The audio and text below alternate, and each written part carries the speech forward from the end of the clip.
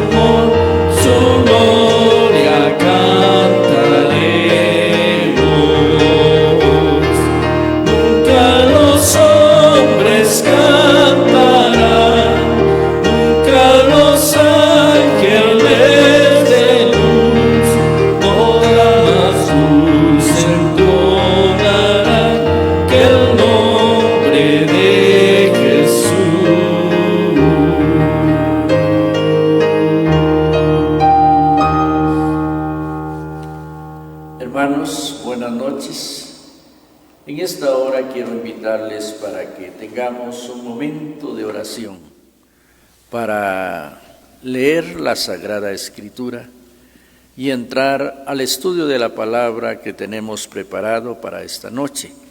Vamos estudiando el libro del profeta Isaías, un libro muy precioso que nos habla acerca de muchos temas, pero especialmente acerca de lo que Dios quiere de su pueblo. Y por lo tanto les invito para que inclinemos nuestro rostro y oremos al Señor. Amante Padre, gracias te damos, Señor, en esta hora, por tener esta bendición de estar llegando al hogar de nuestros hermanos en estas horas de la noche, para estudiar por un momento juntos tu santa palabra. Pero, Señor, conoces la debilidad humana. Conoces, Señor, cuántas preocupaciones hay en nuestra mente, cómo nuestro corazón también se aflige por las situaciones de la vida. Y por eso, al presentarnos ante ti, oh Dios, rogamos que ilumines nuestra mente y nuestro corazón con tu Santo Espíritu, para que al leer tu palabra, Señor, podamos escucharla con atención, podamos meditar en ella y extraer, Señor, todas aquellas cosas necesarias para nuestra vida. Te pedimos, pues, Dios eterno, que esa luz gloriosa de tu Espíritu ilumine el corazón de todos en esta hora. Te lo pedimos en el nombre de Jesús. Amén. Hermanos, les invito en este momento para que abra su Biblia en el capítulo 7 del libro del profeta Isaías. Y vamos a leer todo el capítulo, tiene 25 versículos. Dice en su tema que trae en la Sagrada Escritura, mensaje de Isaías a Acaz.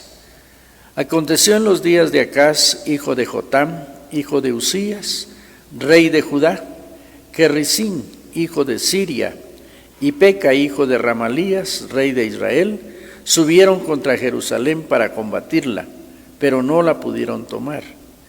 Y vino la nueva a la casa de David diciendo, Siria se ha confederado con Efraín, y se le estremeció el corazón y el corazón de su pueblo. Se estremecieron los árboles del monte a causa del viento. Entonces dijo Jehová a Isaías, sal ahora al encuentro de Acaz, tú y Sear Jasub, tu hijo, al extremo del acueducto del estanque de arriba, en el camino de la heredad del lavador, y dile, guarda y repósate, no temas ni se turbe tu corazón a causa de estos dos cabos de tizón que humían, por el ardor de la ira de Resín y de Siria y del hijo de Remalías. Han acordado maligno consejo contra ti, el sirio con Efraín y con el hijo de Remalías, diciendo, vamos contra Judá y aterroricémosla y repartámosla entre nosotros y pongamos en medio de ella por rey al hijo de Tabel.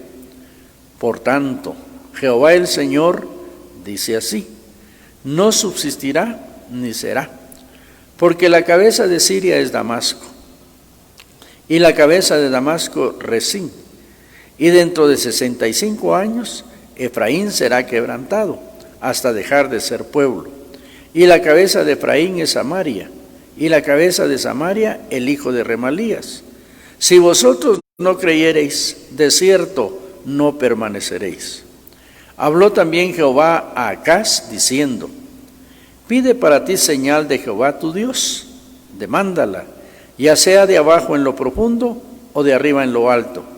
Y respondió Acaz, no pediré y no tentaré a Jehová. Dijo entonces Isaías, oíd ahora, casa de David, os es poco el ser molestos a los hombres, sino que también lo seréis a mi Dios.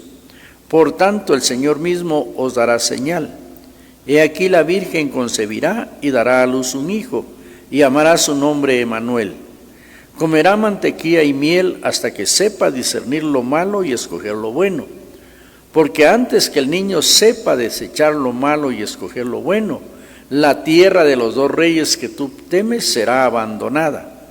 Jehová hará venir sobre ti, sobre tu pueblo y sobre la casa de tu padre, días cual nunca vinieron desde el día que Efraín se apartó de Judá, esto es, al rey de Asiria. Y acontecerá que aquel día silbará Jehová a la mosca que está en el fin de los ríos de Egipto, y a la abeja que está en la tierra de Asiria. Y vendrán y acamparán todos en los valles desiertos y en las cavernas de las piedras, y en todos los zarzales y en todas las matas. En aquel día el Señor raerá con navaja alquilada, como los que habitan al otro lado del río, esto es, con el rey de Asiria, cabeza y pelo de los pies, y aún la barba también quitará. Acontecerá en aquel tiempo que criará un hombre una vaca y 2 ovejas, y a causa de la abundancia de leche que quedarán, comerá mantequilla, y ciertamente mantequilla y miel comerá el que quede en medio de la tierra. Acontecerá también en aquel tiempo que el lugar donde había 1000 vides que valían 1000 siclos de plata, será para espinos y cardos. Con saetas y arcos irán allá, porque toda la tierra será espinos y cardos. Y a todos los montes que se cavan con azada, no llegará allá por el temor de los espinos y de los cardos, sino que serán para pasto de bueyes y para ser hollados por los ganados. Amén. Hermanos, este es un capítulo bastante extenso. Es un mensaje, hermanos, de Isaías a uno de los últimos reyes de Judá. Lo que hemos leído, hermanos, tiene un trasfondo histórico. Este capítulo 7, hermanos, su trasfondo lo tiene en el libro segundo de Reyes, capítulo 16, versículos 5 al 18, y segundo de Crónicas, capítulo 28, 16 al 21, donde se narra la triste historia de este rey que abandona a Dios y en vez de confiar en Él, confía en sus enemigos y trae consigo la ruina de su pueblo. Este mensaje fue enviado por el Señor para evitar el desastre de Judá y especialmente en Jerusalén. Hermanos, quiero decirles que las profecías que leemos, por ejemplo, los libros del profeta Isaías y Jeremías, tienen mucha relación con los libros de Primera y Segunda de Reyes y Primero y Segundo de Crónicas. Por eso, para poder entender, hermanos, estos mensajes de Dios, podemos ver en estos capítulos, especialmente capítulo 16 y 17 del libro Segundo de Reyes, y ahí ustedes van a encontrar qué tipo de vida vivían, ¿verdad?, estos reyes de Israel, y cómo tristemente, siendo de un linaje escogido, siendo de un pueblo santo, ellos se apartan de Dios. Como podemos notar, hermanos, la invasión de 2 reyes estaba por sobrevenir a la tribu de Judá. Debemos de recordar, hermanos, que Benjamín era también, hermanos, una de las tribus de Israel, y se habían aliado con los enemigos del pueblo para arrasar a Judá, según ellos. La Biblia dice que cuando el rey y el pueblo, ¿verdad?, el rey Acaz, que era del linaje de David, al verse rodeado de enemigos que vienen contra su pueblo, se estremece y se llena de temor y angustia. Quizá nos preguntemos nosotros por qué. ¿Qué le causó tanto miedo, tanta zozobra? La respuesta, como les decía hace algunos momentos, hermanos, está porque él era un rey que no estaba haciendo la voluntad del Señor, estaba alejado de Dios. Por lo tanto, ¿verdad?, confiaba en sus propias fuerzas y no en el Señor. Se había apartado totalmente de buscar a Dios. Y por eso, hermanos, cuando sus enemigos vienen, él se estremece porque no tiene en quién confiar. En el capítulo 7 y versículo 3, el Señor, al ver, hermanos, siente compasión por el rey, al ver su miedo, al ver, ¿verdad?, su situación terrible. El Señor envía al profeta Isaías y a su hijo Sear-Jasub, cuyo nombre significa que un remanente volvería al arrepentimiento y se volvería al Señor. Hermanos, por mandato de Dios, Isaías puso a todos sus hijos, como lo veremos más adelante en el capítulo 8, versos 1, 3 y 18, puso nombres simbólicos para ilustrar al pueblo lo que el Señor quería que sucediera en ellos. Y el Señor estaba, hermanos, buscándolos, porque en esos momentos estaban alejados de ellos. Hermanos, ellos tenían que encontrarse con el rey en la parte de arriba del estanque. Según los historiadores, esta reunión tuvo lugar en la junta de los ríos, arriba del estanque de Siloé, un estanque que en la Biblia lo conocemos, hermanos, porque ahí Jesús, ¿verdad?, hizo el gran milagro, hermanos, de levantar aquel paralítico, aquel hombre, ¿verdad?, que yacía alrededor de ese estanque. Pues históricamente, hermanos, en la parte de arriba, Isaías y su hijo fueron enviados a reunirse con el rey.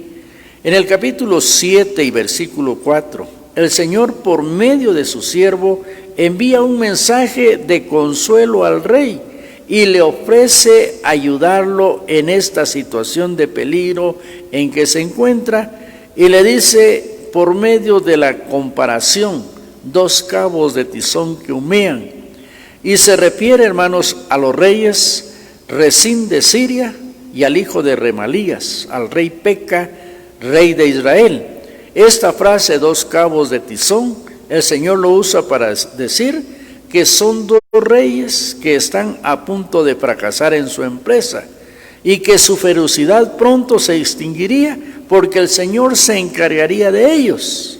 Y miremos, hermanos, a pesar de que Acaz era un rey incrédulo, a pesar, hermanos, que en esos momentos el pueblo de Judá, la tribu de Judá y los habitantes de Jerusalén se habían apartado del Señor, el Señor siente compasión por ellos y quiere librarlos, y le envía a su mensajero, fíjense, para que les diga que Él es el que va a hacerlo todo. El Señor simplemente le pide al rey, fijémonos, hermanos, en esto, que no se atemorice.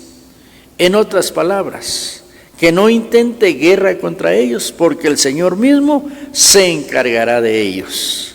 Pero, hermanos, cuando el Señor nos manda a estar quietos, fíjense, hermanos, que muchas veces es difícil poder esperar. Si hay algo difícil, hermanos, para el ser humano, es aprender a esperar en el Señor. El rey, hermanos, si nos damos cuenta, el Señor no le pidió otra cosa, no le pidió que actuara, sino simplemente que Él se guardara, que estuviera quieto, que no intentara nada contra aquellos que venían contra Él. Y efectivamente, hermanos, si nosotros leemos la historia secular, ambos reyes murieron en el año 732 antes de Cristo. Dios cumplió, hermanos, su palabra, pero aquel rey no le creyó al Señor. El Señor le declara al rey por medio del profeta en el versículo 5 y 6, cómo estos 2 reyes se han puesto de acuerdo para destruir a Judá y repartírsela y poner por rey a Tabel, que por cierto es un nombre extraño, probablemente, ¿verdad?, es un arameo, ¿verdad?, o es un extranjero que ellos querían que reinara.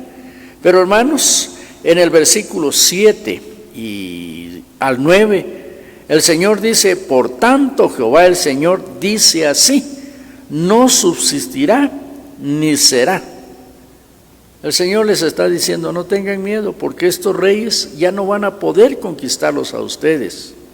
Yo voy a estar, ¿verdad?, yo voy a pelear por ustedes, pero ustedes tienen que creer. Pero al mismo tiempo el Señor dice, si vosotros no creyereis, no permaneceréis. Y fíjense, hermanos, muchas veces los mensajes del Señor son tan sencillos, tan simples, solo nos mandan a creer en Él y a tener fe. Pero a veces al hombre le es difícil aceptar, hermanos, las propuestas divinas. En estos versículos, hermanos, el Señor anuncia que estos dos reyes pronto perecerán y que dentro de 65 años estos dos reinos serán exterminados. Efraín dejará de ser pueblo y Siria con su capital Damasco también será destruida por el Señor.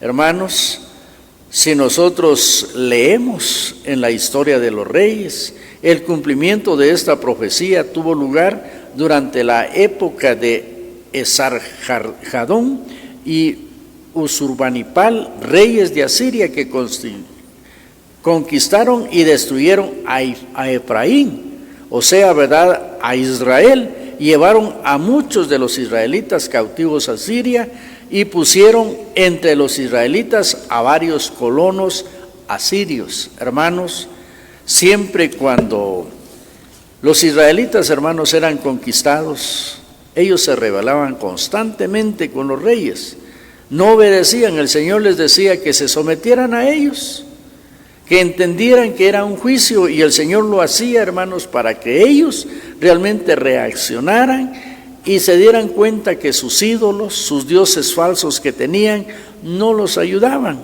Sin embargo, hermanos, ellos siempre vivieron no solo en rebeldía para con Dios, sino también en rebeldía para con los que lo conquistaron.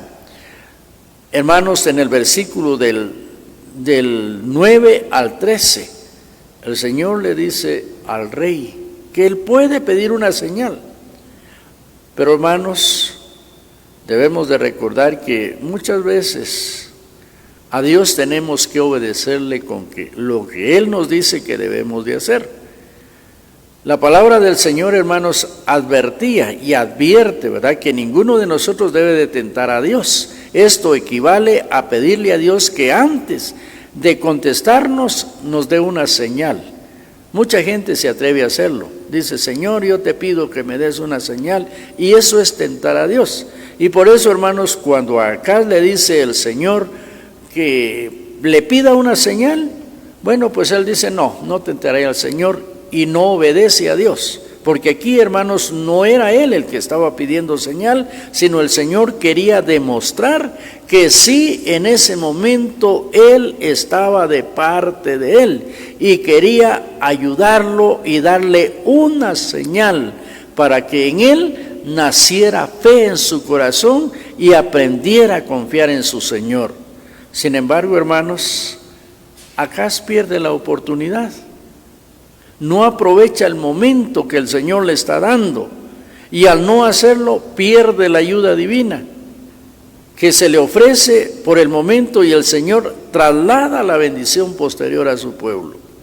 Hermanos, recibe, ¿verdad?, una recriminación tremenda del profeta, porque no solo dice, ha sido molestos, le han desobedecido al Señor, no han vivido conforme la ley de Dios, y ahora que el Señor quiere ayudarlos, rechazan la ayuda divina.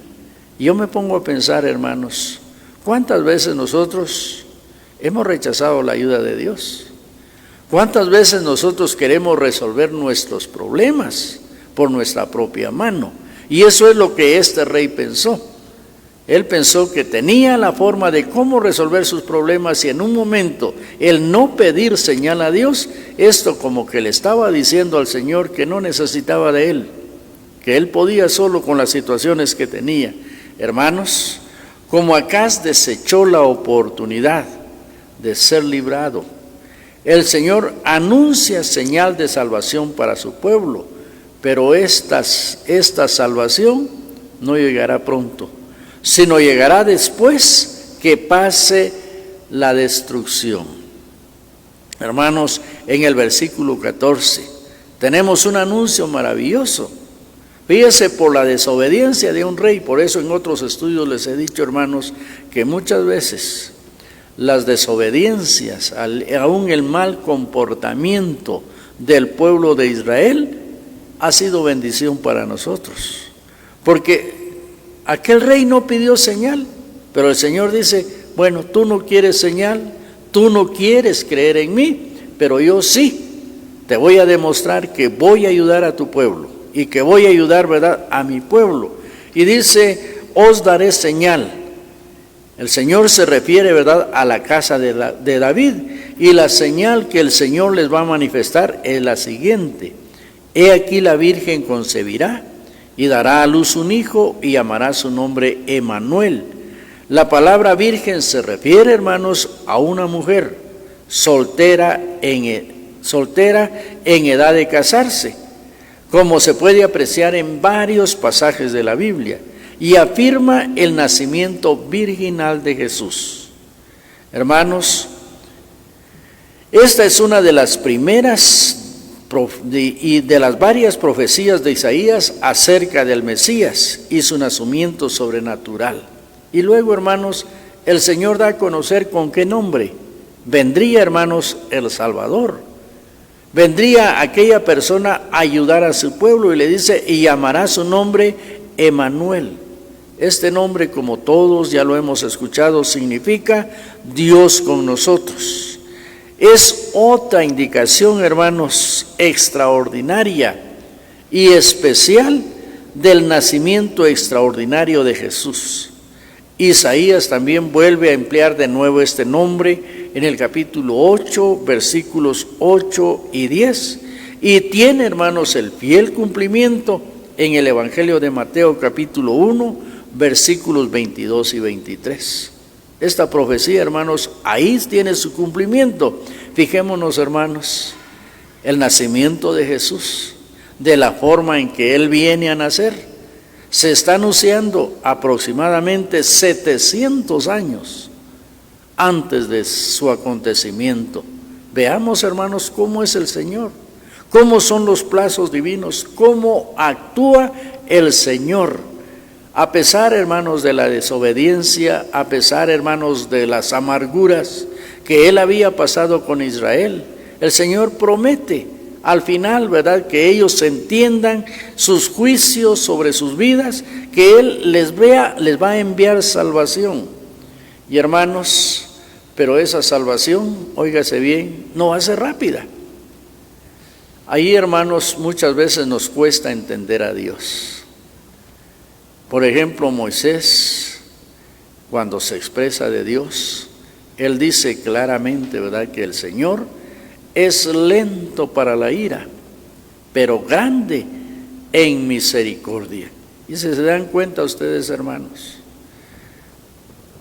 en estos momentos en que se encuentra Judá, en que se encuentra Jerusalén, totalmente alejado del Señor, el Señor bien pudo castigarlos inmediatamente, pero el Señor no lo hace así. El Señor les envía mensaje de arrepentimiento. Y cuando Dios anuncia juicios, oigamos bien esto, hermanos, ¿qué está buscando el Señor en el corazón del hombre? Dios está buscando arrepentimiento en el corazón humano. Hermanos, en el versículo 15 hay algo especial. Hay una frase que dice cuajada y miel. Antes que el niño, dice, él se va a sustentar con cuajada y miel, pero antes que el niño sepa discernir dentro del bien y el mal, fíjese, el Señor va a hacer su juicio y va a desarrollar todo lo que Él ha predicho por la desobediencia de su pueblo. Estas dos cosas se mencionan, hermanos, porque eran los únicos productos disponibles después de una invasión que hubiera desbaratado las actividades agrícolas normales. Esto se hace ver también en los versículos 21 y 22. Hermanos, recordemos que Israel, con sus 12 familias, fue llevada a una tierra que fluía y fluye porque actualmente existe. Y gracias al Señor, ¿verdad?, que Él la ha restaurado. Una tierra que fluye leche y miel. Pero por la devastación, hermanos, esta tierra iba a quedar totalmente abandonada para la agricultura.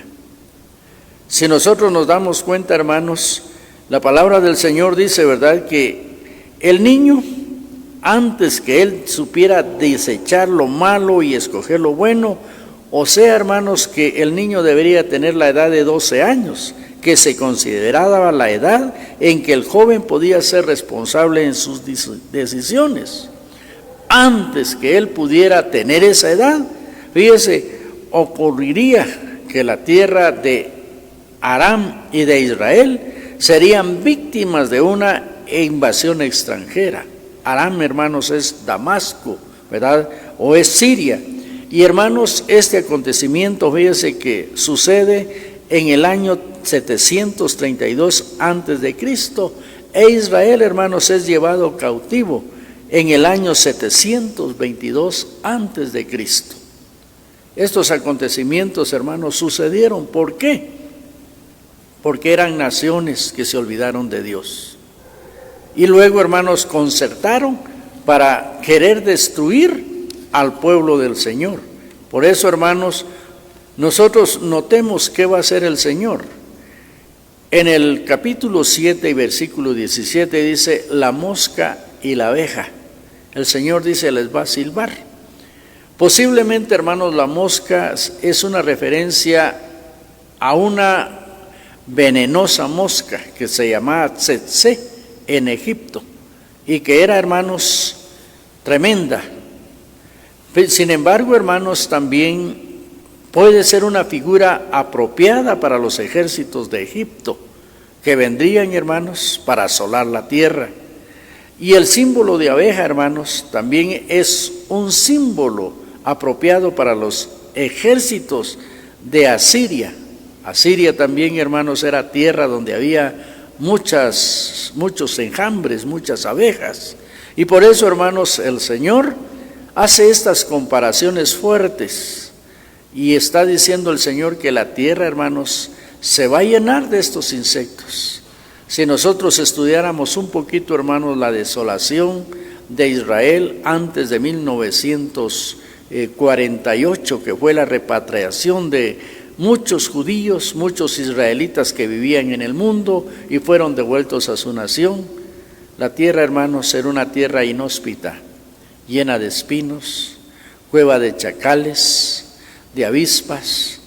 Total, hermanos, sencillamente, hermanos, era para pastar pocos animales.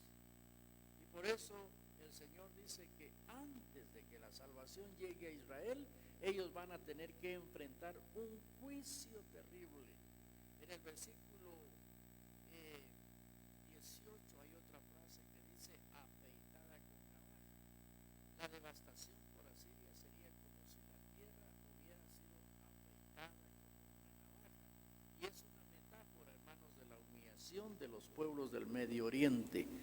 Cuando alguien, hermanos, estaba de luto, lo que hacía era que se rapaba y se vestía de cilicio, se ponía, ¿verdad?, un traje grueso, ¿verdad? Ese era el cilicio, hermanos, y sobre la rapadura de su cabeza se echaba ceniza en lugar, ¿verdad?, para señal de duelo.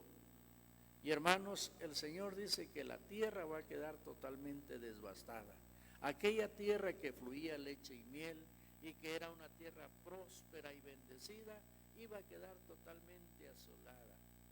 Si nos preguntamos por qué es lo que causa la destrucción, por qué, ¿verdad?, la humanidad se enfrenta a tantos males el día de hoy. Fíjense, no es que la tierra sea mala, no es que la tierra no produzca, sino que el Señor muchas veces a través de sus juicios está llamando al hombre al arrepentimiento y haciéndole ver que se vuelva a Él.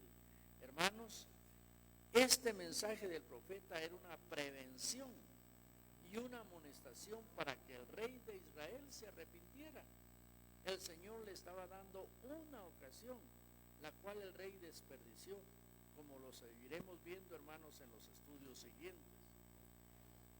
Quiero, hermanos, en esta noche, para que nosotros meditamos entonces, ¿para qué el Señor anuncia sus juicios? Fíjense, hermanos, que el Señor anuncia sus juicios para que el hombre se arrepienta. El salmista, conociendo el gran amor de Dios y su compasión por el hombre, se expresa así de los juicios de Dios en el Salmo 19, versículos del 9 al 11. Dicen de la siguiente manera: los juicios de Jehová son verdad, todos justos.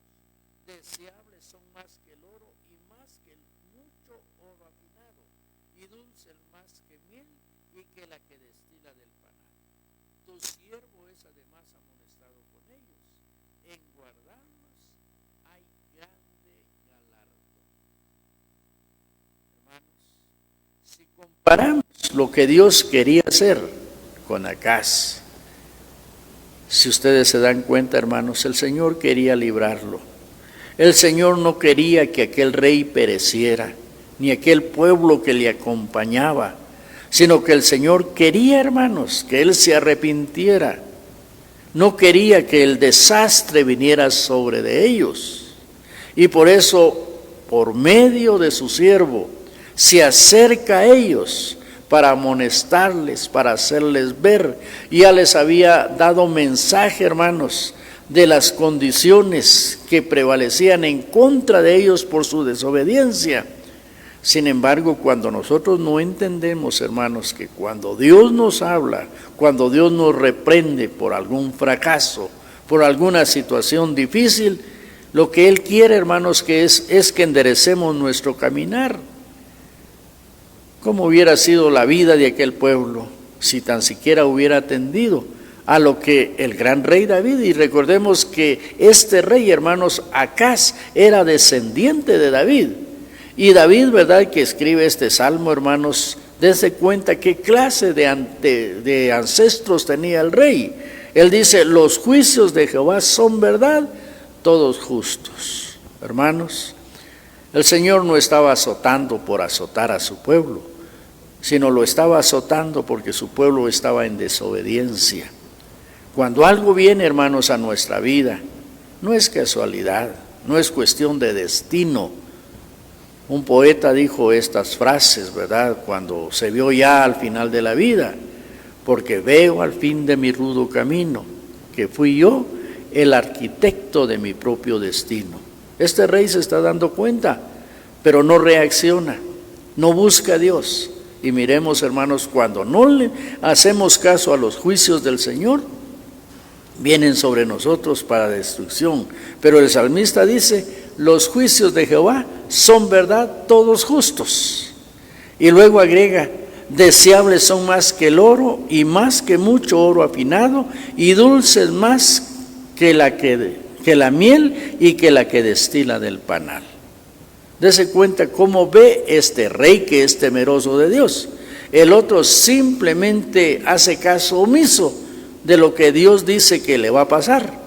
Y sin embargo David dice: no, ¿verdad? Debemos de atender al llamado de Dios. Además él agrega y dice: tu siervo es además amonestado con ellos.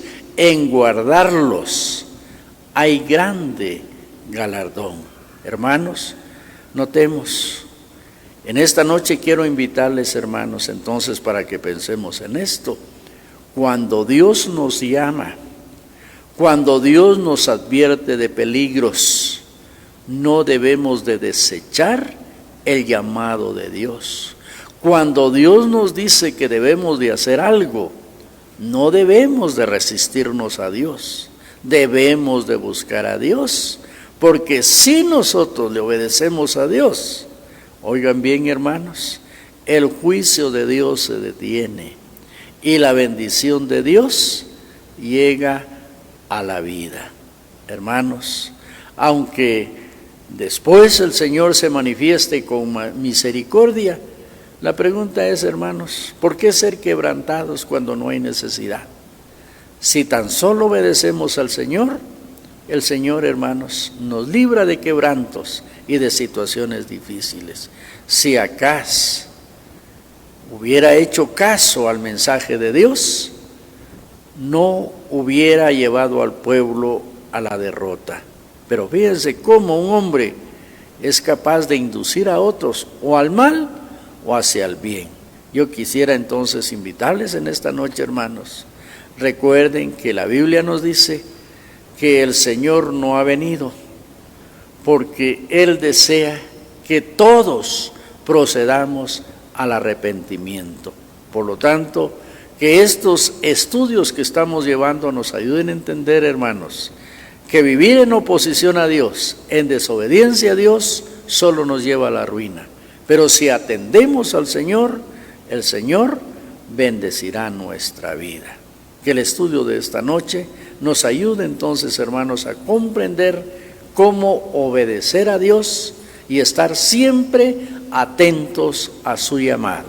Que el Señor nos bendiga. Amén. Amados hermanos y hermanas, damos gracias al Señor por su palabra. Y qué bendición poder leer y poder entender que todo lo que pasa tiene un propósito.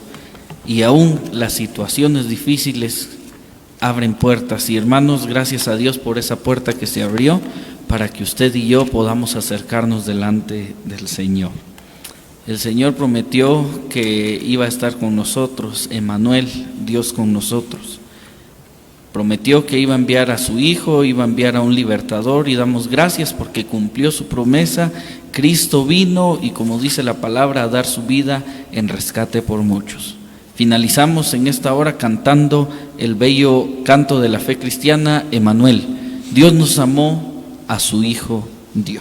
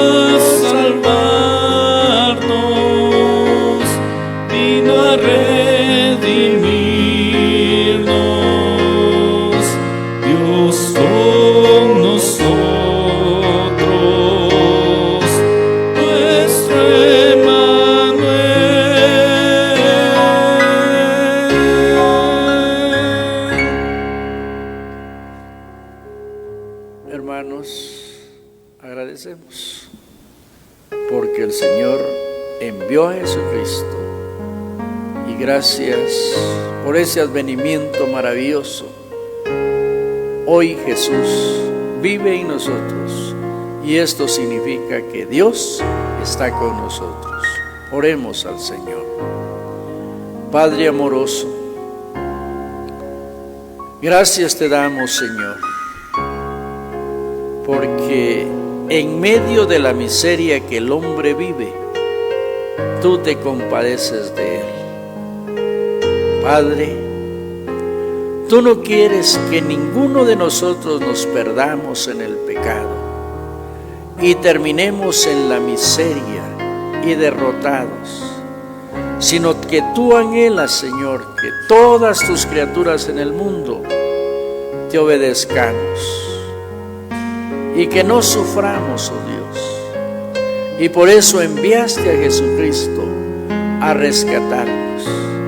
El pago de nuestros pecados lo llevó en su cuerpo y vino para darnos vida. Y te rogamos, oh Dios, que en el ejemplo que tenemos en tu palabra y que hemos visto hoy, en el cual, Señor, este varón se rehusó a obedecerte, sea una luz para nosotros que nos haga entender que no debemos de vivir en oposición a ti, sino en obediencia a ti, para que esa bendición que tú nos has dado en Jesús sea real en nosotros y verdaderamente tu salvación se haga presente en todas las familias de aquellos que obedezcamos tu palabra. En esta noche, pues, Padre, te damos gracias por haber enviado a Jesús, por cumplir con tus profecías y por darnos salvación en Él. Ahora, pues, Señor, te rogamos que tu amor reine en cada hogar, que la presencia de Jesús inunde nuestras vidas y que la unción de tu Espíritu Santo nos conduzca siempre para que un día, Señor, tengamos ese maravilloso encuentro contigo. Te lo pedimos, oh Dios, en el nombre de Jesús, nuestro Salvador. Amén.